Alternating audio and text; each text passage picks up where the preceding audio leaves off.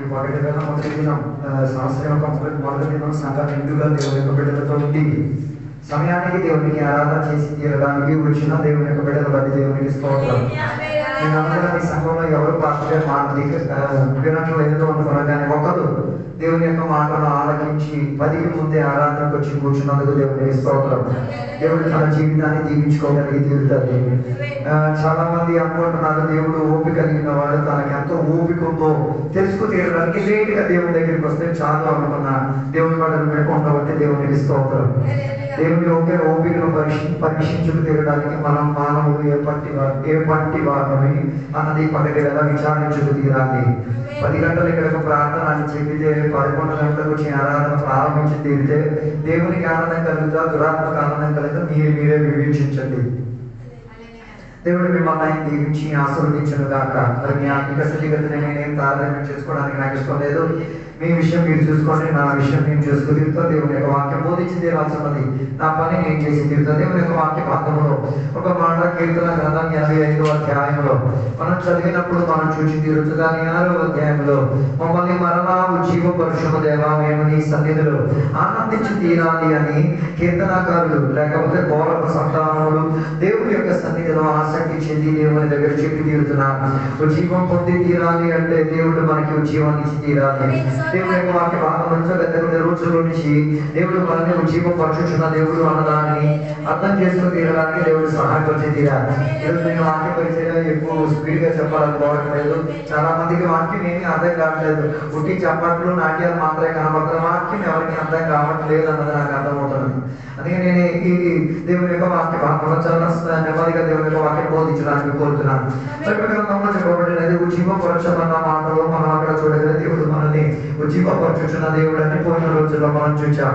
అపొస్తల కార్యాల్లో సంఘాన్ని దేవుడు ఉజ్జీవపరచుచు వచ్చుచున్న ప్రక్రియ ఏ రీతిగా ఉన్నది, ఉజ్జీవం వారిని ఏ రీతిగా ఆనందంలోకి నడిపించుకు తీరింది అన్న విషయం మనం చూడగలిగింది. అపొస్తల కార్యం 1వ అధ్యాయం 8వ వచనం చదివినప్పుడు యేసయ్య శిష్యులతో చెప్పిన ఒక మాట, పరిశుద్ధాత్మ మీ మీదకి వచ్చినప్పుడు మీరు శక్తి నుండి నాకు సాక్షులై ఉండి తీరుతారని దేవుని యొక్క వాక్యం మనకి బోధించబడి తీరింది. ఈ అపొస్తల కార్యం 1వ అధ్యాయం 8వ వచనంలో చెప్పబడిన ఈ వాక్యము దేవుడు దేవుని యొక్క సంఘ బిడ్డలతో ఆత్మశక్తితో నిండుండి తీరాలి అన్నదానిని ఆశ్రయం చేసుకు తీరి దేవుడు ఆశపడిన ఒక మాట, సంఘ బిడ్డలందరూ కూడా ఆత్మ నిండుబాటులో ఉండి తీరాలి. ఆత్మ నిండుబాటులో లేకపోతే వారి జీవిత సాక్ష్యం సరైన రీతిగా ఉండి తీరదు అన్నమాట అక్కడ ప్రస్తావించబడి తీరుతున్నది. అదే ఈ కాలంలో చాలా మంది ఆత్మశక్తిని పొందుకోకుండానే సాక్షులుగా జీవించి తీరుతున్నారు. దానివల్ల ఉజ్జీవం రాదు. అందుకే యోబు గ్రంథం 2వ అధ్యాయం 28-29 వచనం చదివినప్పుడు దేవుడు తన ఆత్మలను సకల జనుల మీద కుమ్మరించి తీరుతానని వాగ్దానం ఇచ్చి ఉన్నాడు. మరి ఈ పగటి వేళ నీ మీద కుమ్మరింపబడి తీరిందో లేదో అది నువ్వు చూసుకోవాలి. అది దేవుడి పని కాదు, మనం చూసుకోవాలి. నీ మీద ఆత్మశక్తి కుమ్మరింపబడి తీరిందని. అలాగైతే పరిశుద్ధాత్మశక్తి నీ మీద కుమ్మరింపబడి తీరితే అది నీ జీవితానికి ఏం కలిగి తీరుతుంది? ఉజ్జీవానికి కారణమై తీరుతుంది, ఆనందానికి కారణమై తీరుతుంది. అందుకే అపొస్తలుల క్రియలు 2వ అధ్యాయంలో సంఘం అంతా కూడి దేవుని యొక్క సన్నిధిని ఆసక్తి చెంది కూర్చున్న సందర్భంగా వారి మీదకి ఏమొచ్చి తీరింది? పరిశుద్ధాత్మ శక్తి దిగి వచ్చి తీరింది. పరిశుద్ధాత్మ శక్తి ఉట్టిని దిగి వచ్చేది కాదు, పరిశుద్ధాత్మ శక్తి ఐక్యత ఉన్న చోట్ల దిగి వచ్చి తీరుతుంది. పరిశుద్ధాత్మ శక్తి ప్రార్థనలో ఏకముగా కూడిన వారి దగ్గరికి దిగి వచ్చినది. పరిశుద్ధాత్మ ఎక్కడ దిగి వచ్చినది? విధాయత కలిగిన వారి మధ్యలో దిగి వచ్చినది. నీలో ఐక్యత లేకపోతే పరిశుద్ధాత్మ దిగి రాదు. నీలో ప్రార్థన గుణాతిశయము లేకపోతే పరిశుద్ధాత్మ నీలో దిగి రాదు. విధాయత చేసే ప్రక్రియ నీలో లేకపోతే పరిశుద్ధాత్మ నీ మీదకి దిగి రాదు. అందుకే అపొస్తలుల క్రియలు 2వ అధ్యాయంలో ఆత్మ వారి మీదకి ఆహ్వానపరచబడి తీరినందుకు వారి లోపల ఒక ఉజ్జీవం వచ్చి తీరింది. ఆ ఉజ్జీవం బైబిల్ ప్రస్తావించేది పరిశుద్ధాత్మలో ఆనందించి తీరేటట్టుగా ఉజ్జీవంగా మారినట్టుగా. అందుకే కీర్తన 133లో 1-3 వరకు మనం చదివినప్పుడు సహోదరులు ఐక్యత కలిగి ఉండి తీరడం ఎంతో మేలు, ఎంతో మానవీయత. అది ఎక్కడ కిందగా మనం చదువుకొచ్చినప్పుడు ఆ మానవీయత అభిషేకంలో వ్యాపరింపబడి తీరినట్టుగా మనకి అక్కడ కనబడుతున్నది. అని దేవుని యొక్క ఆశీర్వాదం రావాలంటే విడిగా విషతిగా వచ్చేది కాదు. దేవుని యొక్క ఆశీర్వాదం ఐక్యత ఉన్న వచ్చేది. అందుకే దేవుని యొక్క బిడ్డల లోపలికి ఉజ్జీవం రావాలి రావాలంటే నీ హృదయాన్ని దేవుని యొక్క సన్నిధిలో అప్పగించుకోబడి తీరాలి. నీ హృదయంలో ఉన్న దేవునికి ఐక్యత ఉండి తీరాలి. సామాన్య ప్రజలతో నీకు ఐక్యత వచ్చి తీరాలి. అలాగే తీరితే నీ మీదకు ఉద్యోగంకు జీవం దిగి వచ్చి తీరుతుంది. అందుకే పరిశుద్ధాత్మ సంఘ బిడ్డల మీదకి దిగి వచ్చేసరికి అనేకులు రక్షణ పొంది తీరారు, అనేకులు మారు మనసు పొంది తీరారు, అనేకులు సంఘముతో జరగలిసి తీరారు. అందరూ ఆత్మీయంగా శుద్ధీకరణ పొంది సంఘముతో ఏకమైన ప్రస్థానానికి తీరుతున్నారు. మొదటిగా పరిశుద్ధాత్మ దిగి వచ్చి తీరడం వలన సంఘములో సుమారు 3,000 మంది మారు మనసు పొంది తీరుతుందిగా. 3,000 మంది ఒకే నిమిషం ఒకే సెకండ్ లో మారు మనసును పొంది తీరుతుందిగా. అపోస్తలుల 2వ అధ్యాయం మీరు చదవగలిగి తీరితే వారు ఒక్క వాక్య పరిచర్య, కేవలం ఒక 10-15 నిమిషాలు చెప్పిన వాక్య పరిచర్య అక్కడ ఉన్న మనుషుల హృదయాన్ని ఏం చేసింది, కలిగేసి తీరింది. దాని అర్థం ఆ మారు మనసులో కూడా ఐక్యత ఉంది. అర్థం కాలేదు. మనసు మార్పిచ్చేది ప్రక్రియలో అందరూ మనసు ఒకటైతే అందుకే అందరూ కలిసి ఒక మాట అడిగే సహోదరులారా మేము చేయాలి. పేదలు ప్రస్తావించిన వాక్య పరిచయం ఒక మాట ఆయన చెప్పాడు, మీరు యేసుక్రీస్తుని సిలువ వేసి చెప్పిరి అన్న మాటను పౌలు గారు చెప్పిన దానికి వారు రెస్పాండ్ అయినట్టుగా బైబిల్ ప్రస్తావించి తీరుతున్నది. అలాగే పరిశుద్ధాత్మ మనలోకి వచ్చి తీరినప్పుడు ఐక్యత వ్యాపరించుకొచ్చి తీరుతుంది. నీలో పరిశుద్ధాత్మ రాలేకపోతే నువ్వు ఎవరితో కలవో విచ్చలవిడిగా తిరుగుతావు. విచ్చలవిడిగా తిరిగేది బైబిల్లో దురాత్మ అని బైబిల్ చెప్తున్నది. మరి ఆత్మలో ఉన్నావా దురాత్మలో ఉన్నావా అని విచారించుంది. అంటే యోహాను సువార్త పుస్తకం 16వ అధ్యాయం 8వ వచనం చెప్తున్నట్ల పరిశుద్ధాత్మ నీ మీదకి వచ్చినప్పుడు పాపము గురించి, నీతిని గురించి, తీర్పుల గురించి దేవుడు నీకేం చేసి తీరుతాడు, బోధింపజేసి నీకు ఒప్పింపచేసి తీరుతాడు. దాని అర్థం పరిశుద్ధాత్మ శక్తి నీలో రాలేకపోతే, పరిశుద్ధాత్మ కలిగిన నిండుబాటు నీలో రాదు. పరిశుద్ధాత్మ పొందడం వేరు, పరిశుద్ధాత్మ బాప్తిసం పొందడం వేరు. ఆ విషయంలో దేవుని బిడ్డలకు ఒక క్లారిటీ రావాలి. అందరూ పరిశుద్ధాత్మ నిండిన వారా, అందరూ పరిశుద్ధాత్మ పొందిన వారే, కానీ అందరూ పరిశుద్ధాత్మలో బాప్తిసం పొందిన వారు కాదు. బాప్తిసం పొందిన వాడు, నీళ్ళలో మునిగిన వాడు, నీళ్ళలో చేయి ముంచిన వాడు మధ్య తేడా ఉంది. చేయి ముంచిన వాడి చేతులు మాత్రం మునిగి తీరుతుంది. నీళ్ళలో మునిగిన వాడు మొత్తం మునిగేసే ప్రక్రియలో తీరుతుంది. మరి నువ్వు ముంచబడి తీరావా లేకపోతే తడపబడి తీరావా, నీవే విచారించుకు తీరాలి. దేవుడు పరిశుద్ధాత్మను ఎందుకు ఇచ్చాడు? యేసయ్య రక్షకునిగా అంగీకరించి తీరడానికి. అది కృపచేత మనకి దొరికింది. దానితో నీ దైనందిన జీవితాన్ని నీవేం చేయలేవు, నడిపించుకు తీరలేవు. దానికి నీకేం కావాలి? పరిశుద్ధాత్మ బాప్తిసం కావాలి. నీళ్ళలో బాప్తిసం పొంది తీరడానికి నిన్ను ఎక్కడికి సముద్రం లోపలకో చెరువు లోపలకో తీసుకెళ్లి నిన్ను నీళ్ళలో ముంచినట్టుగా ఆత్మశక్తిలో మునిగి తీరడానికి కూడా నువ్వు ఆత్మలోకి దిగి రావాలి. ఆత్మలోకి దిగి తీరడానికి నీ లోపల ఆతృతుడి తీరాలి. అలాగైతే పరిశుద్ధాత్మలో మునిగితేనే పాపము గురించిన సచేతన నీకు వచ్చేది. నేను ఇది చేసేది పాపము, నేను ఇది చేసేసి దేవుని సన్నిధిలో నిలబడి తీరడానికి యోగ్యత చెందినది కాదు. నేను ఇలాగే పాపం చేసి తీరితే క్రీస్తు న్యాయపీఠం ఎదుట నిలబడి లెక్క అప్ప చెప్పి తీరేటట్టుగా ఉన్న ఒక వేదిక నేను తెచ్చుకోలేకపోతాను అన్న భావన మీద రావాలి. నేను అంటుంది పరిశుద్ధాత్మ బాప్తిసం పొందితే నీకు అవుతుంది. లేకపోతే నువ్వు ఫ్రీగా లైసెన్స్ తీసుకుంటావు దేనికోసం? పాపం చేసి తీరడానికి. మరి నటించేసి చెప్తాం నేను దేవుడి సమక్షంలో నిలబడి తీరని, నేను నిలబడి నేను స్వనీతి మంతుడని పలికి తీరుతావు. అందుకే దేవుని యొక్క వాక్యం ప్రస్తావించేది పరిశుద్ధాత్మ అభిషేకముగా నీలో పలికి దిగి వచ్చి తీరితే పాపము గురించి.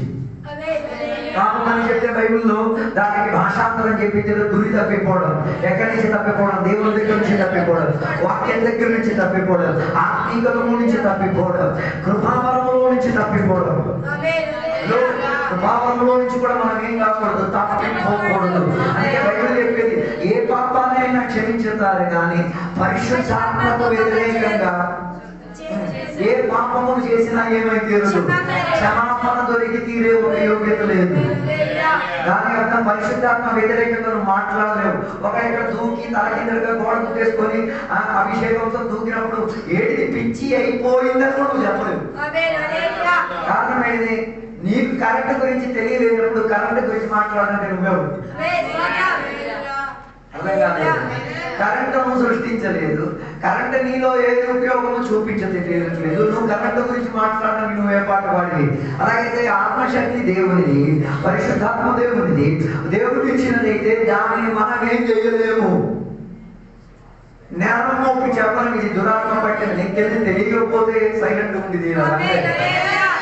అందుకే చాలా మంది వారి మీద తీర్పు తీసుకొచ్చే కారణం ఏంటంటే పరిశుద్ధాత్మను ధిక్కరించి తీరటం. పరిశుద్ధాత్మ చేసే పని మనం ఏం చేయలేము. మన సొంత బుద్ధి శక్తితో మనం ఏం చేయలేము. ఊహించలేము, చేయలేము కాదు, ఊహించలేము. మనకున్న 110 గ్రాములు ఉన్న మెదడుకి అర్థం కానిది. అదో అన్నింటి 110 ఉన్న ఈ మెదడుతో ఏం చేయడానికి ప్రారంభించుకోకూడదు. దాన్ని ఏం చేయడానికి ఆలోచించి విడదీయడానికి ప్రయత్నం చేయకూడదు. దానికి మించినది. అందుకే పరిశుద్ధాత్మలో ఉన్న నిండుబాటు దేవుని యొక్క బిడ్డలు అర్థం చేసుకున్నది. నీకు నా ప్రాంతం ఒక సైలెంట్ ఉంటు అంతే. నువ్వు దోగలేదు కదా, నీకేం చేద్దాం. నువ్వు దూకావా, నువ్వు గుర్తుకున్నా, నీకు ఆయన గుర్తుకున్నాడు. ఆయన మాట్లాడాలి. అందుకే బైబిల్ ప్రస్తావన పరిశుద్ధాత్మ వ్యతిరేకంగా ఏం చేయకూడదు, మాట్లాడకూడదు. పరిశుద్ధాత్మ ఒక వ్యక్తి, ఒక శక్తి కాదు. ఒక వ్యక్తి దుఃఖపడి తీరితే ఆయన సుఖపడి తీరడానికి ఎంత ప్రయాసపడి తీరాలి. అలాగైతే పరిశుద్ధాత్మను దుఃఖపరిచిన తర్వాత పరిశుద్ధాత్మను సుఖపరచడం చాలా కష్టం. అందుకే పరిశుద్ధాత్మ విషయంలో దేవుని బిడ్డలు అతి జాగ్రత్త ఉండి తీరాలి. ఇది నవ్వులాట కాదు, నిప్పుతో వాడే ఆట. అందుకే దేవునికి బిడ్డలారా పరిశుద్ధాత్మ అతి జాగ్రత్త. అందుకే బైబిల్ చెప్పేది పరిశుద్ధాత్మ గురించి ఏం కాదని ఆశ కలగాలి తప్ప పరిశుద్ధాత్మను పరీక్షించండి. ఎలా పరీక్షించి తీరేది? పరిశుద్ధాత్మలో నిండుబాటు కలిగిన ఒక వ్యక్తి యొక్క జీవితాన్ని, ఆయన నడిచే ప్రక్రియని ఒకసారి తారదేమో చేసుకొని నేర్చుకుంటే మనకి తేడా అర్థం అయ్యేది. నిజంగా ఈ వ్యక్తి పరిశుద్ధాత్మ నిండుబాటులో ఉన్నాడని. అయితే నేను చెప్పి రావడానికి నా ఉద్దేశం పరిశుద్ధాత్మను ధిక్కరించకూడదు, పరిశుద్ధాత్మను వేదనపరచుకోకూడదు, పరిశుద్ధాత్మ ఏమైనా దాడులు చేయకూడదు. అది నీకు సొంతమైనది కాదు, అది దేవుడు తెలుసుకుని. అలాగైతే పరిశుద్ధాత్మ మన మీదకి వస్తే ఎక్కడ తప్పిపోతున్నామన్నది దేవుడు మనకి బోధించి తీరుతాడు. మనం తప్పిపోయి ఉన్నామా, క్రమముగా ఉన్నామా అన్నది దేవుడు మనకి ఏం చేసి తీరుతాడు, హెచ్చరిక పరిచి తీరుతాడు. ఆగమములకున్న ప్రోన్నమైన దేవుడు వారికి చెప్పిన మంచి చెడుల చెట్టు ఉన్నది, దానిని నీవే చేయకూడదు, తినకూడదని చెప్పారు. తినకూడదని చెప్పడానికి కారణం ఏంటిది? అది తిని తీరితే వారి ఆత్మీక స్థితిగతి ఏమై తీరుతుంది, పాపానికి పతనమైపోయి తీరుతుంది. అందుకే దేవుడు వారిని పాపం చేసే ప్రక్రియలో దేవుడు అడ్డుపరిచి తీరదు. దేవుడికి పెద్ద తలనొప్పి ఏం లేదు పాపం చేసేటప్పుడు అడ్డుపరిచి తీరడానికి. పరిశుద్ధాత్మ నేను కన్విక్షన్ ఇచ్చి తీరుతుంది. ఎక్కడ? నీ బుద్ధిలో నీకు కన్విక్షన్, నీ హృదయంలో నీకు కన్విక్షన్ ఇచ్చి తీరుతుంది. అయ్యో ఇది చేసేది నేను పాపం అని. అది అందరికీ దొరికేది కాదు, మనసాక్షి ఉన్నవాడికి మాత్రమే. హల్లెలూయా. మనసాక్షి ఉన్నవాడికి పరిశుద్ధాత్మ స్పందన క్లియర్ గా అర్థమైంది. అందుకే మనం బాప్తిసం పొందినప్పుడు మనకి దేవుని మూలంగా మనకి దొరికేది మంచి మనసాక్షి. నేను మంచి మనసాక్షి అని చెప్పలేదు, నిర్మలమైన మనసాక్షి. నిర్మలం అంటే దాంట్లో ఏం లేదు, కలత్వం లేదు, భేదం లేదు. ఇప్పుడు నీ మనసాక్షి ఎలా వస్తాను నిర్మలత ఉందా? హలో, పదికి ఎక్కడ ఆరాధన అని చెప్పి 11కు వచ్చినప్పుడు కూడా మనసాక్షి నువ్వు వేదన పట్టినప్పుడు పాట పాడలేడు, హక్కి చెప్పలేడు, మహిపరచలేదు. కారణం ఏంటిది? మంచి మనసాక్షికి ఏం కలిగింది? గాయం కలిగింది. గాయం కలిగింది. ఆ మనసాక్షి నీతో మాట్లాడు, సిగ్గేదా నీకు అదేం చెప్పి 11కు వచ్చి కూర్చొని చెప్తున్నావు. అది చెప్పేటప్పుడు ఆ వేదనకి కలిగి వచ్చేస్తుంది, ఏడుపు వచ్చేస్తుంది. మనసాక్షిని క్లియర్. అందుకే కొందరిలో ఏం లేదు, స్వచ్ఛమైన మనసాక్షి లేదు. అందుకే ఏ తప్పితం జరిగిన ఈసారి లేదు ఇవ్వకూడదా నీకు?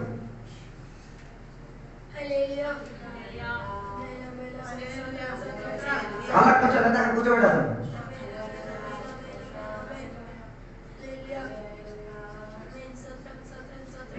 అందుకే పరిశుద్ధాత్మ దేవుని యొక్క ప్రత్యేక పాపం గురించి మనల్ని ఏం చేసి తీరుతుంది, ఒప్పింపచేసి తీరుతుంది. పాపం చేసిన దేహికే యేసయ్య అవసరం వచ్చి తీరేది. దాని అర్థం ఎప్పుడు యేసయ్య రక్తాన్ని ఆశ్రయించుకుని ఎప్పుడు పాపం చేసుకొని లైసెన్స్ నుంచి విడుదల పొందుకోవడం కాదు. అందుకే కదా రోమపత్రిక 6వ అధ్యాయం చదివినప్పుడు పాపం చేయడానికి దేవుడు కృపను లైసెన్స్ గా ఉచితంగా ఇచ్చి తీరలే. చాలా మంది అనుకున్న పాపం చేసి మళ్ళీ పంపించారు కదా, మళ్ళీ ఏం చేసి తీరుతారు, నేను దాన్ని క్రమపరిచి తీరుతాను అన్నారు. అది కాదు, ఒకసారి అప్పగించిన దానిని మమ్మల్ని చేసుకోవడం కాదు. అందుకే పరిశుద్ధాత్మ మనం ఎందుకు వచ్చినప్పుడు పాపము గురించి మనల్ని ప్రస్తావించి తీరుతుంది. అదే పాపం చేసిన దేహి దేవుని సమక్షంలో ఏం చేయలేరు, నీతియుక్తముగా నిలబడలేదు. ఎలాగో ఒక వ్యక్తి నీతిమంతుడై తీరేది విశ్వాసము ద్వారా. విశ్వాసం అంటే ఇంకెవరు కాదు, యేసయ్యను నమ్మి తీరడం వలన నీకేమై కలిగి తీరుతున్నది, దేవుని దగ్గర నిలబడి తీరడానికి. అప్పుడు ఎలా మనం నీతిమంతులై తీరేది, మనం పాపాన్ని ఒప్పుకు తీరి యేసయ్య మన పరిహారిగా అంగీకరించినప్పుడు, నాలో పాప క్రియ లేదు అన్న ప్రస్తావన కలిగినప్పుడు దేవునితో మనం నిలబడగలిగింది. అలాగైతే పరిశుద్ధాత్మ మనల్ని ఏం చేసి తీరుతుంది, దేవుని యొక్క నీతితో నిలబెట్టి తీరుతుంది. స్వయం నీతికి దేవుని యొక్క నీతికి తేడా ఉంది. స్వయం నీతికి ఒక ప్రత్యేకత ఉంది, దేవుని యొక్క నీతిని ధిక్కరించి తీరుతుంది. దేవుని యొక్క నీతికి ఒక ప్రత్యేకత ఉంది, స్వయం నీతిని ధిక్కరించి తీరుతుంది. అలాగైతే స్వయం నీతి మంతులు అవ్వడం కాదు, దేవుడు మనల్ని నీతి పరిచి తీరాలి. అది విశ్వాసం ద్వారా యేసయ్యను నమ్మి తీరడం వలన జరిగి తీరింది. అలాగని చెప్పి నీతిమంతులైన అయిన వాళ్ళందరూ కూడా దేవుని యొక్క న్యాయశ్రీ పీఠం ఎదుట నిలబడకూడదని లేదు, అందరూ నిలబడి తీరాలి. అందుకే బైబిల్ చెప్పేది, మనం చేసినది మంచిదైనను చెడ్డదైనను అన్నిటికీ ఉన్న క్రమం ఏం చేయాలి, ఎవరి క్రీస్తు న్యాయపీఠం ఎదుట ఏం చేయాలి, లెక్క అప్పచెప్పు తీరాలి. అందుకే భూమిలో జీవించినప్పుడు లెక్కలను సరిదిద్దుకోగలిగి తీరితే అక్కడ నిలబడి లెక్కలు సరిదిద్దుకోవాల్సిన పరిస్థితి రాదు. అందుకే అపోస్తల కార్యం 2వ అధ్యాయంలో వారి హృదయానికి నొచ్చినట్టుగా బైబిల్ చెప్తున్నది. దాని అర్థం మారు మనసు నీలోకి వచ్చి తీరితే హృదయంలో టచ్ అయి తీరుతుంది, హృదయం కోసినట్టు అనిపించేది, హృదయంలో పొడిచినట్టు అనిపించి తీరుతుంది. దేవుని యొక్క వాక్య సందేశం చెప్పేటప్పుడు హృదయం పొడవబడి తీరాలి. దేవుని యొక్క వాక్యం రెండంచెల ఖడ్గంని అతడు వాడితే అది గాయపరచడం మాత్రం కాదు, అది నీకు సర్జరీ చేసి చికిత్స కూడా చేయగలిగేది. అలాగైతే హృదయాన్ని నొచ్చి పొందించడం మాత్రం కాదు, పరిశుద్ధాత్మ యొక్క పని హృదయాన్ని బాగు చేసేది. అందుకే ఇరిగి నలిగిన హృదయానికి దేవుడు సమీపస్తుడని బైబిల్ చెప్తుంది. అలాగైతే ఈ పగటి మీద ఉజ్జీవం నీలోకి రావాలంటే వాక్యం నిన్ను కొయ్యాలి. వాక్యం నిన్ను ఏం చేయాలి, నీ హృదయాన్ని కొయ్యాలి, నీ తలంపులను కొయ్యాలి, నీ ఆ శారీరక క్రియలను కోసుకోగలిగి తీరాలి, నీ మానసిక తత్వాన్ని ఏం చేయాలి కోసుకోగలిగి, నీ స్వయం నీతి మాత్రాన్ని కోసుకోగలిగి తీరాలి. లేకపోతే ఉట్టి వేషధారణతో దేవునికి సేవించేవాడిగా నీకే తీరుతాం. దేవునికి నచ్చని ఒక విషయం వేషధారణ. ఈ డ్రామా చేయడం దేవునికి నచ్చదు. ఎప్పుడు కదా మనకి సినిమాలు వచ్చింది, తొలి ఒక 200-300 సంవత్సరాల క్రితం సినిమా ఉండేది కదా, అప్పుడు ఏముండేది, డ్రామా ఉండేది. అప్పుడు డ్రామాలో వాళ్ళు ఏం చేస్తారో తెలుసా, ఒక్కొక్క పాత్రకి వాళ్ళకి మాస్కింగ్ ఉండేది, మాస్క్ చేసుకుంటారు. మనం ఇప్పుడు మూతికి వేసుకుంటాం డ్రామాస్ కదా, నేను ముఖం మొత్తం వేసుకునేది. ఆ ముఖం కప్పుకొని ఈయన లోపల నవ్వుతూ ఉంటాడు, ఏడుతూ ఉంటాడు. ఈ మాస్క్ వేసేస్తే ఇది నవ్వుతున్నారా ఏడుతున్నారా అని కనబడదు. అవతల వ్యక్తి ఏమనుకుంటాడు తెలుసా, ఇది నిజంగానే ఏడుస్తున్నాడేమో, ఏమోది నవ్వుతూ ఉంటాడు. మాస్క్ ఆ రీతిగా ప్రతిబింబిస్తాడు. ఈ మాస్క్ లో ఒక ప్రత్యేకత, నవ్వడానికి ఉన్నది, ఏడవడానికి ఉన్నది, నవరసాలని చెప్తాం కదా మూవీస్ లో మనం వినబడతాం. ఈ 9 ఈ ఫిగరింగ్ ఎందులో ఉంటది, ఈ మాస్క్ లో ఉంటది. అది కలుపుతున్న కొద్దిగా ఏది కావాలో దానికి తగ్గట్టుగా ఏమవుతుంది, ఇలా మారుతూ ఉంటది. మారినప్పుడు అవతల వ్యక్తి ఏమనుకుంటాడు, ఓ నాయన నిజంగా వీడు సుఖంగానే ఉండి తీరుతాడు. దాని అర్థం బయట ఒకలా లోన ఇంకొకలా, బయట అందరికి చూపించేది ఒకలాగా, లోపల ఇంకొకలాగా. దేవుని సమక్షంలో జరిగి తీరదు. దేవుని సమక్షంలో నీవు ఏ రీతిగా ఉన్నావో ఆ రీతిగానే దేవునికి ఏమై తీరాలి, కనబడంగా కలిగి తీరాలి. అందుకే ఉజ్జీవం పరిశుద్ధాత్మగా నీలో రావాలంటే వాక్యం నిన్ను పొడవాలి. పరిశుద్ధాత్మ దేవుడు నిన్ను పొడవగలిగి తీరాలి. పొడిచి తీరితేనే. ఎన్ని సంవత్సరాలైంది వాక్యం మమ్మల్ని పొడిచి. పోయిన రోజు ఇక్కడ ఇదే వాక్యం చెప్పిన మోకాళ్ళ మీద కూర్చొని ఏం చేయాలి, ప్రార్థన. ఇక్కడ కూర్చున్నాడు దేవుని ప్రార్థన నాకు అడిగారు, నీకు కొందరు ఆ బ్రహ్మం శాస్త్రమైన వాక్యాలు చేసి నేను ఒక్క నిమిషం ఫ్రీజ్ అయిపోయాను. ఇక్కడ మామూలుగా చదివేసి చెప్పిన వాక్యమే. పరిశుద్ధాత్మ వెంటనే నన్ను ఏం చేసింది, స్ట్రైక్ చేసింది. నువ్వు చేస్తున్నావా, పెద్ద లెక్చర్లు కొట్టేస్తున్నావు వాక్యంలో. ఆ రోజు నుంచి నేను అలవాటు చేస్తాను. ఎంత పెయిన్ఫుల్ గా ఉందో. 10 నిమిషాలు కూర్చునేసరికి మక్కలు ఇరిగిపోతున్నాయి. హలో, అప్పుడు అలా ప్రార్థన చేయడం వల్ల ఏమొస్తుంది? ఏకాగ్రత వస్తుంది. అర్థం కాలేదు. మన ప్రార్థన కాలంలో సహాయం తీసి ఇంకోటి చూస్తే దేవుని నెత్తి మీద కాలెట్టేసి మనం ప్రార్థన చేస్తాం. అంత యాటిట్యూడ్ గా మారిపోయింది మన ప్రార్థన. బైబిల్ ప్రస్తావించేది, మీరు ప్రార్థన చేసేటప్పుడు చేతులు ఎత్తి ప్రార్థన. ఎంత విడుదల కలిగింది తెలుసా? బైబిల్ చెప్పేది, అమాలేకులతో యెహోషువ యుద్ధం చేసినప్పుడు మోషే చేతులు ఎత్తి తీరినప్పుడు ఇశ్రాయేలీయులకి ఏమొచ్చి తీరింది? అంతసేపు అయిన చేతులకే అనిపించి తీరింది, బరువు అనిపించి తీరింది. బరువు అనిపించి తీరినప్పుడు తోడుగా ఉన్న వాళ్ళు ఏం చేశారు? నేను నీకడిగా అన్నమాట, నువ్వు ప్రార్థన చేసేది నీ చేతులు బరువు అయినప్పుడు ఎత్తే ఇద్దరైనా ఉన్నారా? నీకు డబ్బులు ఇచ్చేవాడి విషయం గురించి నేను చెప్పలేదు, నీకు సహాయం చేసే విషయం గురించి నేను చెప్పలేదు. నువ్వు ప్రార్థన చేసేటప్పుడు నీ చెయ్యి బరువు అయిపోయింది అని తెలిసి నీ దగ్గరికి వచ్చి నీ చెయ్యి ఉంచగలిగే ఇద్దరు ఆత్మీయులు నీకున్నారా? లేకపోతే అమాలేకులు నీ మీద దాడి చేస్తాయి, అమాలేకులు నీ కుటుంబం మీద దాడి చేస్తాయి, అమాలేకులు నీ జీవితానికి ఏం చేసి నాశనానికి తీసుకెళ్ళిపోగలిగింది. అందుకే దేవుని యొక్క బిడ్డలారా, చేతుల ఎదుట ప్రార్థన అది నైవేద్యముగా బైబిల్ ప్రస్తావించింది. అందుకే మన ప్రార్థన ఉన్న క్రమావళి మారాలి. మన ప్రార్థన కూడా ఏదో పోగొట్టాం అనుకుంటున్నాం. ప్రార్థన అంటే అది ఒక పోరాటం, ఒక ఫైట్. ప్రార్థన అంటే అది ఒక యుద్ధం చేసే సైనికుడు మీరు చూడండి, ఒళ్ళంతా సుమారు 35 కేజీలు మోసుకొని ఉంటాడు. ఎందుకంటే 35 కేజీలు మోసేది ఇంటికాడ తిండి లేక కాదు, ఇంటికాడ పని పట్ట లేక కాదు. ఆయనకు తెలుసు ఇది మొయ్యలేకపోతే నా ప్రాణానికే కలిగి ఉన్నది, నా ప్రాణానికి నాశనం కలిగి, నా ప్రాణం నాశనమై తీరితే నా దేశం యొక్క ప్రాణం నాశనమై తీరుతుంది. అలాగైతే దేవుని యొక్క బిడ్డలారా, మనకి ముందు హాని కలగకుండా ఉంటేనే మనతో ఉన్న వారిని మనం హాని కలగకుండా ఉంచగలిగింది. అందుకే దేవుని యొక్క వాక్యం మనల్ని పొడవగలిగి తీరాలి, మారు మనసు తప్పించుకోగలిగే ఒక ప్రక్రియను తెచ్చుకోగలిగి తీరాలి. అందుకే మారు మనసు అని చెప్తే ఏదో ఎక్సైట్మెంట్ కాదు, మనసు మారడం ఒక ఎక్సైట్మెంట్. కొందరికి ఎక్సైట్మెంట్ సినిమా చూసి చెప్పడం పడతారు కదా, ఇక్కడ కూడా కొందరు వాక్యాన్ని చెప్పడం, అది ఎక్సైట్మెంట్ లో వస్తున్నది, లోపల నుంచి వచ్చేది కాదు. లోపల నుంచి వచ్చేటప్పుడు ఏం వస్తుంది? ఏడుపు వస్తుంది. లోపల నుంచి వచ్చేటప్పుడు ఏం వస్తుంది? వేదన వస్తుంది, మాటలు రావు, ఏం పథకాలు అర్థం కాదు. అట్లాంటి యొక్క ఉజ్జీవం మనలోకి ఏం చేయాలి? వచ్చి తీరాలని ప్రస్తావించుతున్నాను. అలాగా దేవుని యొక్క బిడ్డల యొక్క హృదయం ఏమై తీరింది? మార్పు చెంది తీరింది. హృదయం వచ్చి పొంది తీరితే జీవితంలో మార్పు కనబడతాయి, హృదయంలో మార్పు కనబడతాయి, ఇచ్చు పుచ్చు విషయంలో మార్పు కనబడతాయి. Giving and taking dealings will be in a change. అర్థం కాలేదు అనుకుంటా. కొందరికి ఇచ్చు పుచ్చు విషయం ఇప్పుడు కూడా మారలేదు. మనసు మారితే ఏం మారింది? ఇచ్చేది పుచ్చుకునేది ఏమవుతుంది? మారిపోయి తీరుతుంది. దానికి మంచి ఉదాహరణ తప్పిపోయిన కుమారుని మీరు చూడండి. ఆయన ఇంటికి తిరిగి వచ్చినప్పుడు ఆయనకి దొరుకుతున్న దానిని ఆయన దొరికిన తర్వాత మిగతా దానికని సైకిల్ పాటిస్తున్నాడు.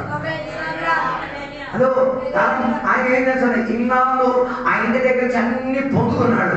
ఇక ఇంట్లో తన సాన్నిధ్యతనిచ్చి ఏం చేసుకుంటున్నాడు? ఆయన తన వంతును చూపించి తీరుతున్నాడు.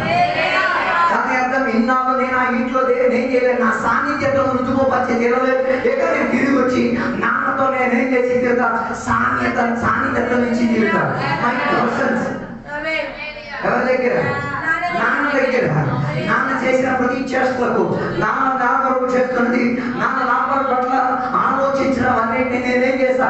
వీక్షించి చూసుకోగలిగి తీరుతా. అందుకే చాలా మందికి పరలోకంలో ఉన్న నాన్నతో ఏ రీతి కలిగిన ఒక ప్రార్థనలో మాత్రమే అనుబంధం.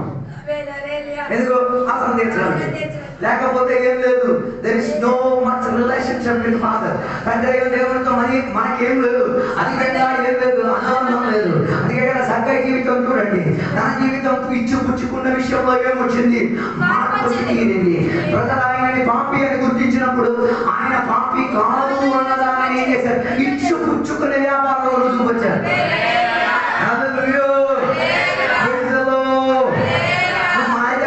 నీ లోపల వాక్యం పొడిచింది అన్నది నీ ఇచ్చేది పుచ్చుకునే దాంట్లో కనబడి చూస్తాయి. ఎలా పుచ్చుకునేది? అధికంగా మన చేతికి ఏది వచ్చినా ఇది నాది కాదు అని చెప్తావు. అర్థం కాలేదు. రోడ్డు మీద నడిచేటప్పుడు నీకు ₹1,00,000 ఫోన్ దొరుకుతుంది, ఎత్తలేవు కూడా. కారణం నాది కానిది నేనేం చేయలేను. ఒక రోజు మేము ట్రైన్లో ప్రయాణం, ఒక ఫోన్ ఎక్కడ పడుంది, ఎత్తలేదు మేము. మీ ఫోనే మేమన్నా నాది కాదు, నువ్వేం తీసుకోవచ్చు కదా. నేను నాది కాదు, నేను ఎందుకు తీసుకుంటా? తీసుకుంటే ఏమవుతుంది? రెండు ఆత్మలు నీ మీద దూరుతాయి. ఒకటి ఆ ఓనరు ఎవడై ఉంటాడు వాడు తిడతాడు, ఆ తిట్టిన తిట్లన్నీ నీ మీద పనిస్తాయి. అడేమో మంచి తిట్లు తిడతాడా? అదేం తిడతాడో మీరు ఊహించండి. అది బాగానే ఉంది, అది ఏదో ఒక సహించవచ్చు. ఇది ఎత్తిన తర్వాత దురాత్మ నేనేం చేస్తుంది, ఆయన సేవ పరిచయం అనాయింటింగ్ చేస్తుంది. దేవుడు అభిషేకపరిచినట్టుగా దురాత్మ కూడా నేనేం చేస్తాయి, నా సంఘానికి కాపరి వచ్చాడు, ఆయన వస్తువాడు ఏం చేస్తున్నాడు, తీసుకున్నాడు. అదో బైబిల్ చెప్పే మాట, యుద్ధానికి వెళ్ళిన సైనికులకు ప్రత్యేకంగా దేవుడు మాట్లాడి చెప్పి పంపించాడు. యుద్ధానికి వెళ్ళినప్పుడు ఏం చేయకూడదు, శత్రుపక్షంలో ఉన్న ఏ సామగ్రిని ఏం చేయకూడదు. ఈయన ఏం చేశారు, అక్కడికి వెళ్ళిన తర్వాత అక్కడ ఉన్న ఆవును మేకలన్నీ చూసినప్పుడు ఇంక భలే ఎక్సైట్మెంట్ అనిపించింది. ఎక్సైట్మెంట్ లాగా ఉన్న మేకలన్నింటి కూడా ఏం చేస్తున్నారు, ఎత్తుకు తీసుకొచ్చారు, ఇంటికాడ దాచించారు. ఇంటికాడ దాచించినప్పుడు సేవకుడు ఇంటికి వచ్చారు. సేవకుడు ఇంటికి వచ్చిన ఏంటి మందల శబ్దం నాకు వినబడుతున్నది, ఎక్కడ వద్దని చెప్పింది, ఎదురుకొచ్చావా? దాని అర్థం మనసాక్షి పొడిపింపబడిన వాడు, హృదయం వచ్చు పొందినవాడు, పనికి రాని దరిద్రాలు ఇంటికి ఎత్తుకు తీసుకురాడు. ఈ పగటి లేదా పనికి రాని ఏదైనా ఎత్తుకు తీసుకొస్తే పరిశుద్ధాత్మకు చెప్పు, ఏది పనికి రాని దాన్ని తిరిగించేమని.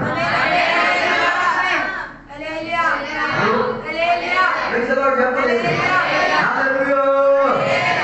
కానిది ఏం చేయకూడదు, నీ ఇంటి కాడ నుంచి కేకలేయకూడదు. నీది కానిది, నీకు అర్హత లేనిది, నీకు దానితో చెయ్యూత లేనిది ఏం చెయ్యకూడదు. దేవుని యొక్క ఇంటి బిడ్డలు, దేవుని బిడ్డల యొక్క ఇంట్లో నుంచి ఉజ్జీవం అంటే అది బయటికి వస్తుంది. హలో, ఉజ్జీవం ఉంటేనే బయటికి వస్తుంది, ఉజ్జీవం లేకపోతే ఇంటికాడే ఉండి తీరుతుంది. హలో, అందుకే మేము చెప్పి తీరవచ్చు. ఈ ఒరిస్సాలో సర్వాపరిచయం జీవించిన ఈ కాల తరగతిలో వేరే ఒక్కరిది మేము ఏం చేయలేదు. హలో, వేరొక వ్యక్తికి సంబంధించిన ఒక వస్తువు కానీ డబ్బు కానీ ఏది కానీ మా ఆత్మీయతలో భయం లేదు. ఒక్క అధికారం లేదు, ఒక్క అధికారాన్ని కూడా మేమేం చేయలేదు, ప్రస్తావించుకు తీరడాలను కూడా మేము దిగలేదు. కరెక్ట్ గా సూటిగా చెప్పిన ఒక మాట, మనది కానిది, మనకు అర్హత లేనిది మన ఇంటికి వద్దు. అది డబ్బు అయినా, వ్యక్తి అయినా, సామగ్రి అయినా, సరుకైనా.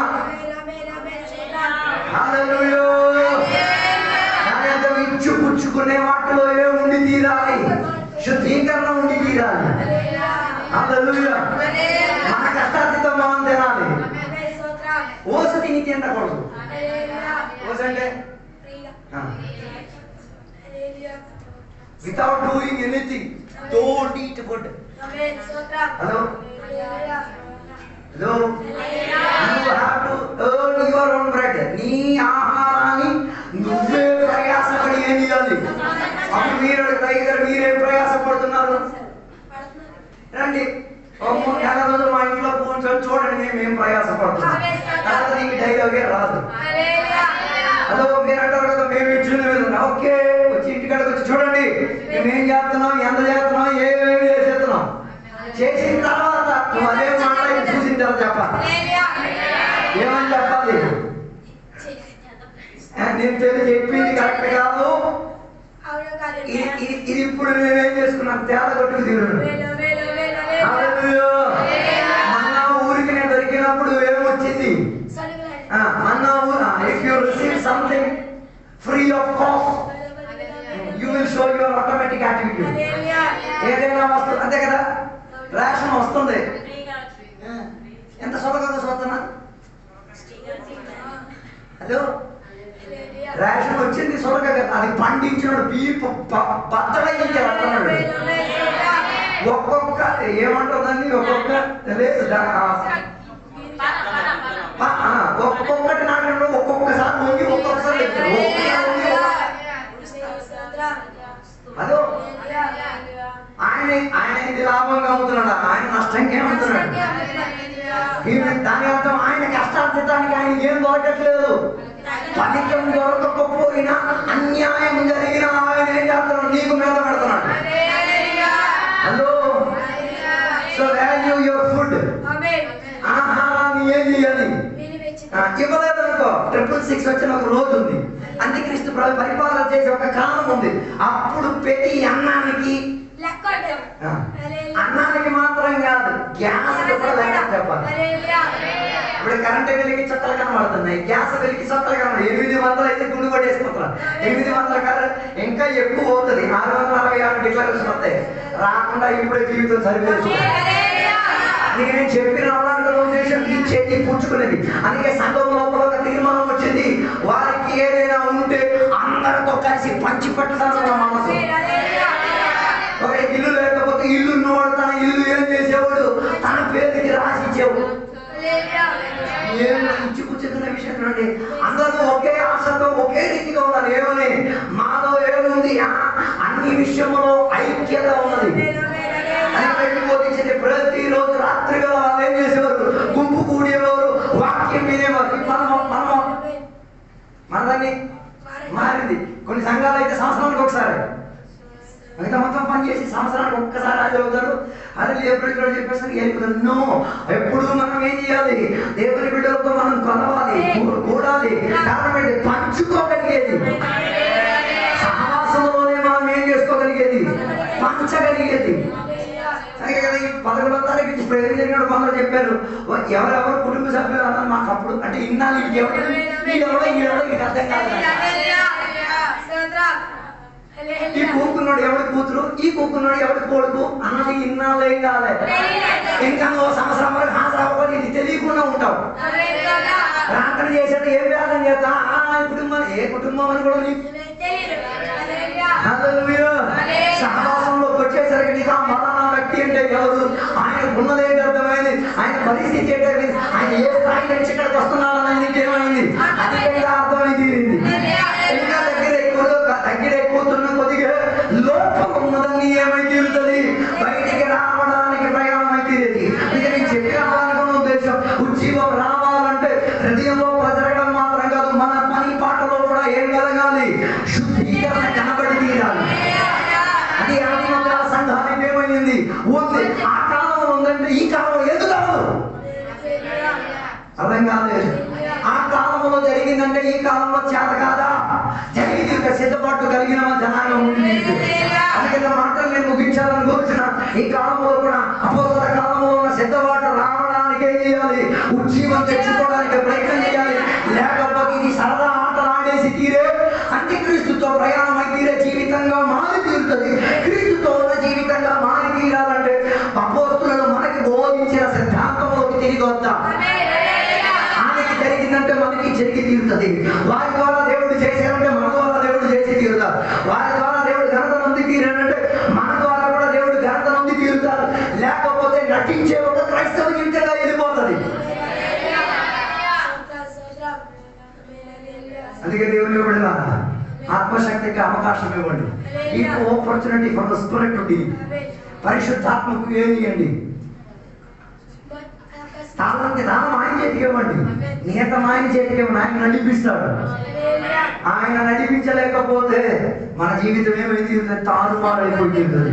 అందుకే దేవుని బిడ్డలారా, పరిశుద్ధాత్మకు కొరకు ఆతృత చెంది తీరుతాం. పరిశుద్ధాత్మలో బలపడి తీరడానికి ప్రయత్నం చేద్దాం. లేకపోతే ఇలాగ సాగి ఆత్మ లేని ఆరాధన అయిపోతుంది, క్రీస్తు లేని వాక్య పరిచయం అయిపోతుంది, పరలోకానికి గమ్యం లేని జీవిత భాగ్యం అయిపోయి తీరుతుంది. హల్లెలూయా. సో పరలోకం మన కొరకు దేవుడు ఉంచారు. యేసయ్య మన కొరకు అన్ని చేసి పెట్టారు. పరిశుద్ధాత్మ నేటికి అన్ని చేయడానికి సిద్ధం ఉన్నది. దాని కొరకు పరిశుద్ధాత్మకు అనుబంధం పెట్టుకుందాం. క్రీస్తు కొరకు తయారై తీరుతాం. పరలోకం కొరకు సిద్ధపాటు కలిగి తీరుతాం. అలాగే తీరితే సేవను గ్రహించిన అదే పరలోకం నిన్ను కూడా ఆహ్వానించి తీరేట్టుగా జీవితం కలబడి తీరుతుంది. ఈ వాక్యాలలో దేవుడు మీ అందరూ కూడా దీవించును గాక.